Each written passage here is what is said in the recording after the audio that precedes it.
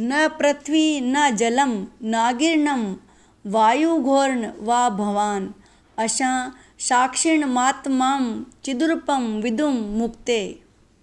अष्टावक्र जी कहते हैं मनुष्य शरीर मात्र नहीं है, वे चैतन्य आत्मा है। आत्मा ही उसका वास्तविक स्वरूप है।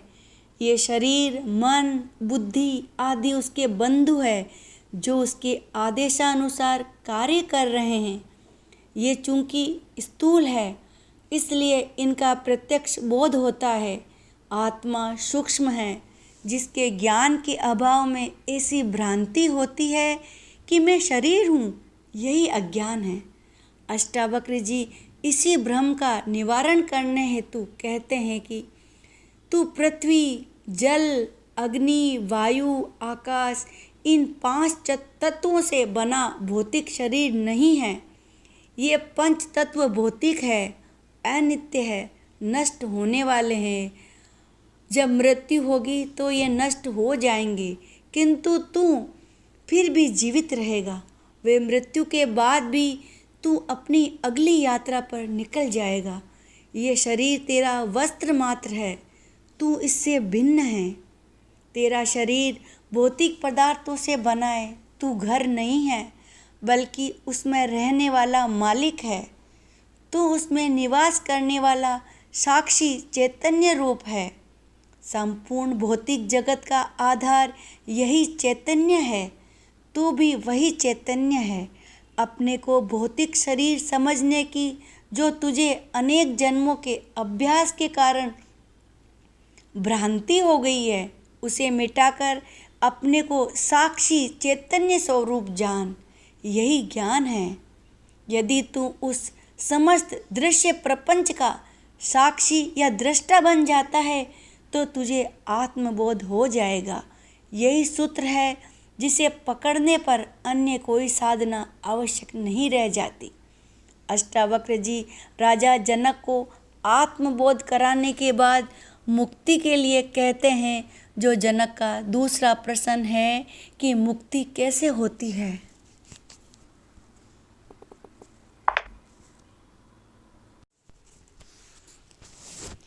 यदि देहं प्रतिकृत्य चिति विश्राम्ये तिष्ठसि अधुनैव सुखी शांतं बंधमुक्तो भविष्यसि। अर्थ, यदि तू देह को अपने से अलग कर और चैतन्य में विश्राम कर स्थित है तो अभी ही सुखी शांत और बंधन मुक्त हो जाएगा। व्याख्या। अष्टावक्र जी कहते हैं कि वैराग्य होने से पात्रता आएगी, फिर गुरु द्वारा तत्व ज्ञान का बोध कराए जाने पर प्राप्त होगा आत्मज्ञान। किंतु मुक्ति के लिए आत्मज्ञान ही पर्याप्त नहीं है। यह निश्चय हो जाना कि मैं शुद्ध चैतन्य आत्मा हूँ, मैं साक्षी हूँ, ये शरीर आदि में नहीं हूँ, आदि ही मुक्ति के लिए पर्याप्त नहीं है। इस आत्मज्ञान के बाद भी यदि शरीर आदि से तेरा नाता बना रहा तो फिर पुनर्जन्म की संभावना बनी रहती है। अतः उसे भी मुक्ति नहीं कहा जा सकता। ये ज्ञान सविकल्प समाधि में भी होता है, जिसमें बीज रूप में सभी संस्कार विद्यमान रहते हैं।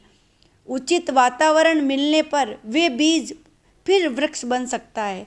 उस बीज को भी नष्ट कर देना ही निर्विकल्प समाधि है, वही मुक्तावस्था है। अष्टावक्र जी इसी मुक्ति की बात कर रहे हैं कि तू आत्मज्ञान प्राप्ति के बाद यदि देह से अपनी आसक्ति छोड़कर पूर्ण रूपेण चैतन्य आत्मा में विश्राम कर स्थित है तो अभी तू सुखी शांत और बंधन मुक्त हो जाएगा। अपने शुद्ध स्वरूप आत्मा को जान लेना ही पर्याप्त नहीं है, उसी में निरंतर स्थित रहना है। यही निर्विकल्प समाधि की स्थिति है, यही मुक्ति है। पतंजलि अष्टांग योग में अंतिम स्थिति में समाधि की बात कहते हैं। अष्टावक्र जी पहले ही वाक्य में जनक को समाधि का ज्ञान करा देते हैं। शरीर और आत्मा के मध्य ऐसे 7 आवरण हैं। योग शरीर से आरंभ करके एक एक आवरण को विधि पूर्वक खोलकर आत्मा तक पहुंचता है। अष्टावक्र जी सीधे आत्मा का बोध कराते हैं। वे बाकी सभी आवरणों को एक ही साथ नष्ट करने की बात कहते हैं। वे कहते हैं ये सभी आवरण वास्तविक नहीं है, भ्रांति मात्र है। भ्रांति का विनाश बोध से ही संभव है, वहाँ क्रिया काम नहीं आएगी। आत्मा के साथ अहंकार जुड़ा है, अहंकार से वासना पैदा होती है, वासना पूर्ति हेतु उसे शरीर मिलता है। यदि वासना नहीं है तो शरीर की आवश्यकता ही नहीं है। योग का केंद्र शरीर है। यदि तू इसके पृथक होकर सीधे आत्म भाव में स्थित हो जाता है तो तू अभी सुखी, शांत और मुक्त हो जाएगा।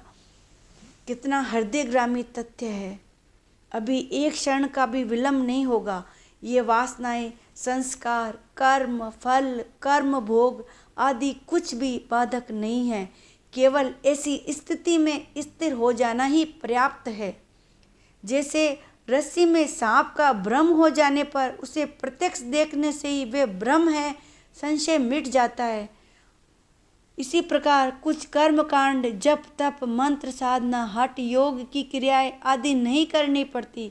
उसी प्रकार अष्टावक्र जी आत्मबोध ही पर्याप्त मानते हैं, जिससे समस्त भ्रांतियां मिट जाती है एवं मनुष्य मुक्ति को प्राप्त हो जाता है।